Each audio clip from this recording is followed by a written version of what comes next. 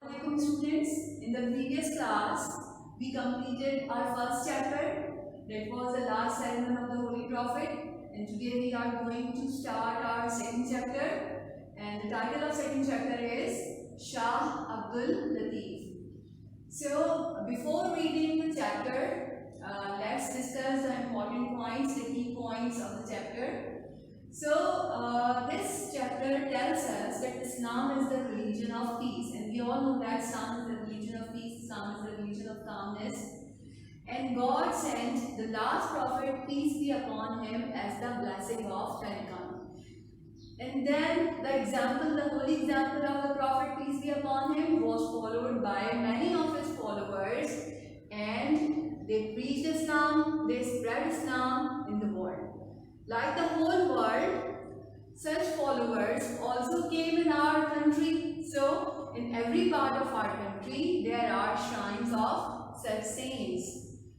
And in those great saints, there are two prominent names which came to Sindh, and one of them is Shah Abdul Latif.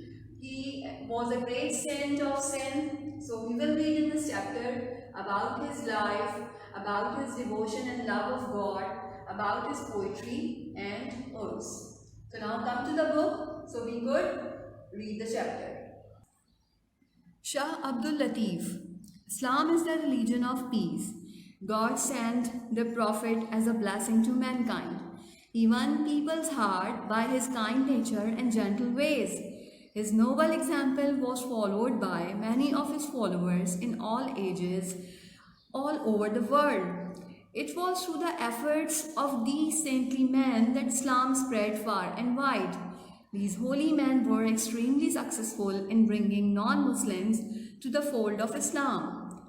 So we all know that Islam is the religion of peace. Islam is the religion of calmness, brotherhood and equality. God sent many prophets and messengers in favor of human beings. It is said that God sent some 124,000 prophets and messengers. 1,24,000 अंबिया भेजे. And then at last he sent the Holy Prophet, peace be upon him, who was the total blessing for humanity. He was completely in favor of mankind. So his best character and the kind behavior and conduct won the human hearts.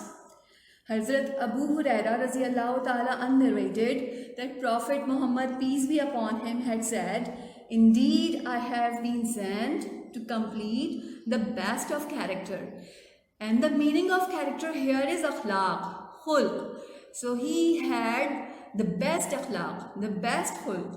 So then this holy example of Prophet, peace be upon him, was followed by first his companions, then by his followers in all times, in every part of the world. And these pious men presented the great examples of character and spread Islam in every corner of the world. So this is because of their efforts and preaching that a great number of people accepted Islam. In every part of our country, there are shrines of such saints. In Lahore are the shrines of Dada Ganj Bakhsh and Mia Mir Sahib.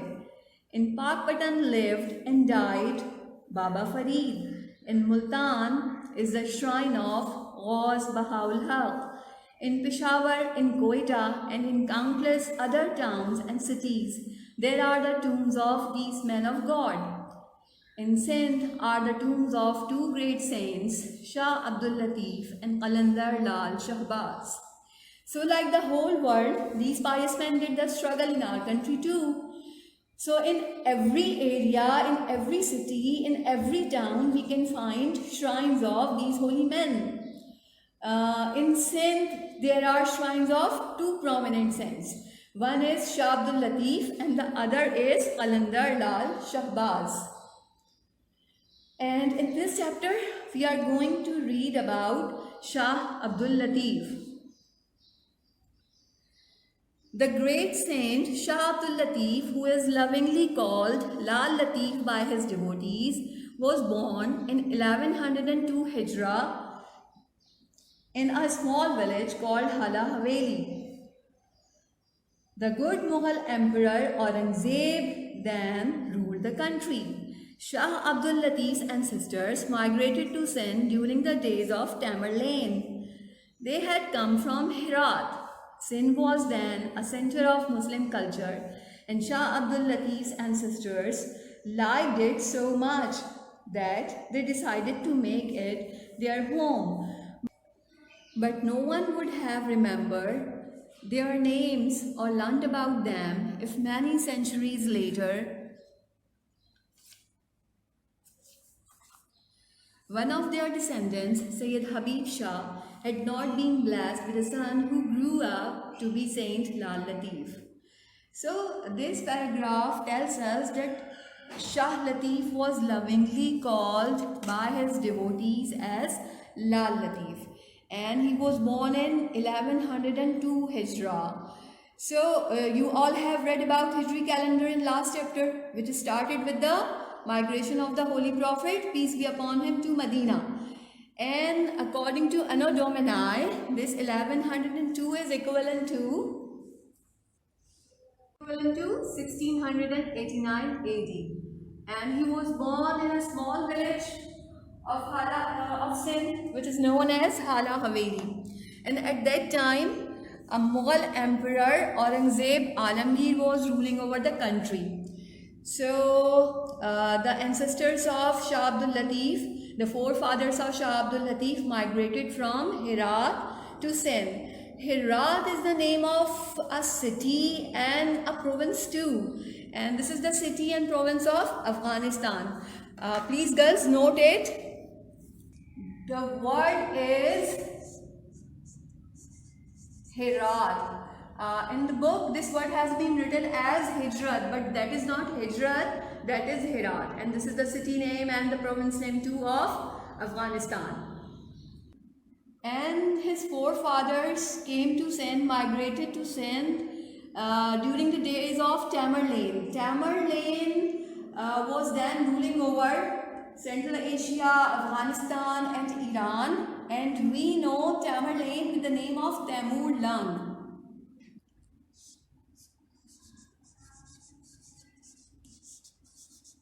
Tamerlane,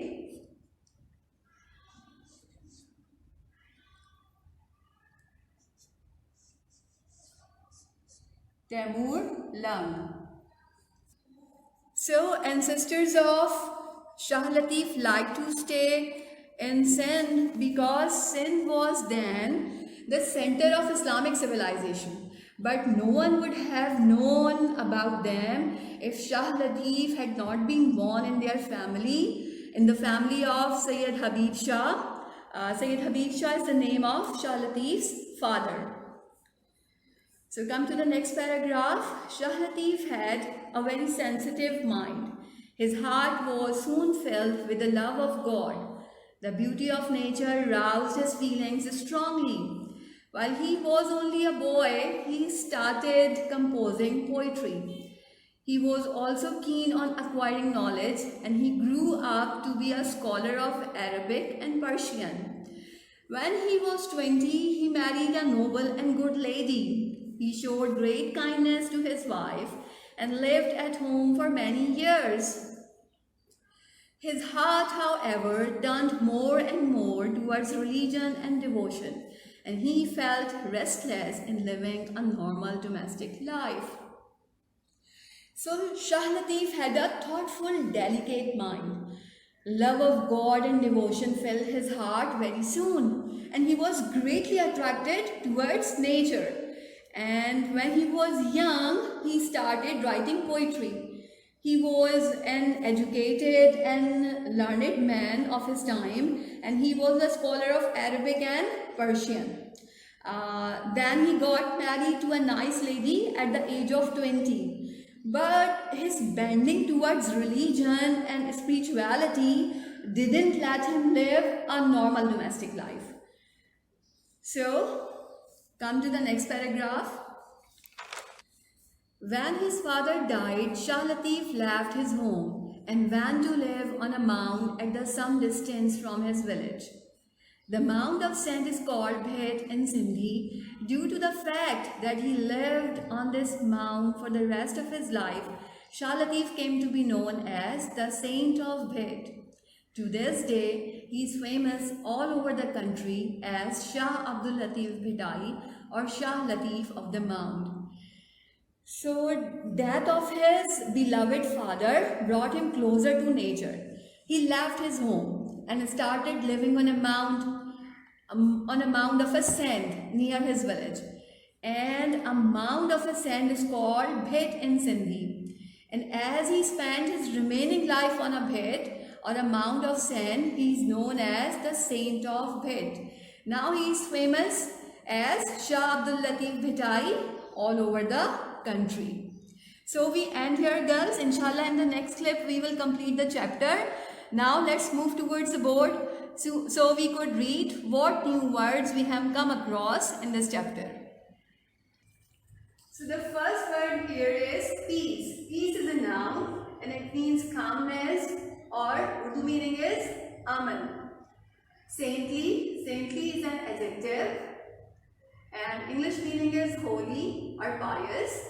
Urdu meaning is buzurgana ya wali ki tarah. The next word is shrine or shrines. This is noun. A shrine can be a holy place or a tomb. Urdu meaning is mazar. The next word is saint. Saint is a noun and it means a holy man. Urdu meaning is wali. The other word is devotee. A devotee is an admirer or a fan, and this is a noun. And Urdu meaning is aqidatmand.